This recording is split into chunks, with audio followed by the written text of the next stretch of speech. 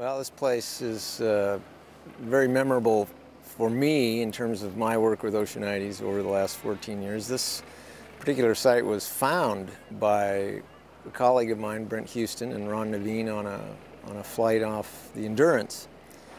And we just happened to be cruising this bit of coastline. It hadn't ever been visited by a passenger ship before. I think it might have been known to a few scientists. It wasn't listed in what we call the Penguin Bible, Eric Woller's compendium of penguin sites. So this was a new site. So even within kind of recent, in the last decade or the last 15 years since I've been coming down, we found new places not trammeled by people before.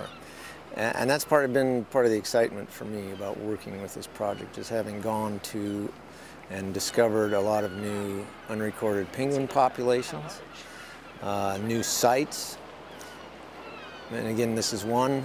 We came here not long after Ron and Brent found this place, and came aboard Endurance once again on a helicopter, landed on the glacier behind me, walked down to the foot of the glacier, and that was the first emperor penguin I'd seen that was standing there molting.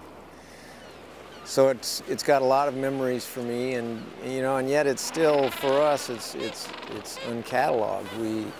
We still don't know precisely how many penguins, Adelie penguins, are living here. We've been coming here now for 7 or 8 years pretty regularly, and it's just difficult for one reason or another to get the kind of counts we need with the time constraints we've got imposed by the tourist visits. I think we've got a good chance this year with 2 crews, one on the Explorer and one on the Endeavor, to get this place mapped out in a reasonable way. So we'll finally, after many years, have a fairly reasonable estimate of how many Adelie penguins live here, which is exciting. And again, it's another contribution to the knowledge base about the Antarctic Peninsula that grows every day, grows every trip that we take down here. And that's a great feeling, is from a biologist standpoint, to be able to add something to the ledger of scientific knowledge, even if it's in that small way. And of course, cumulatively, all the data that we collect is fantastic in terms of its addition to our understanding of what's happening with global climate change, what's happening with distributions of penguins peninsula-wide, and so forth. So I like this place.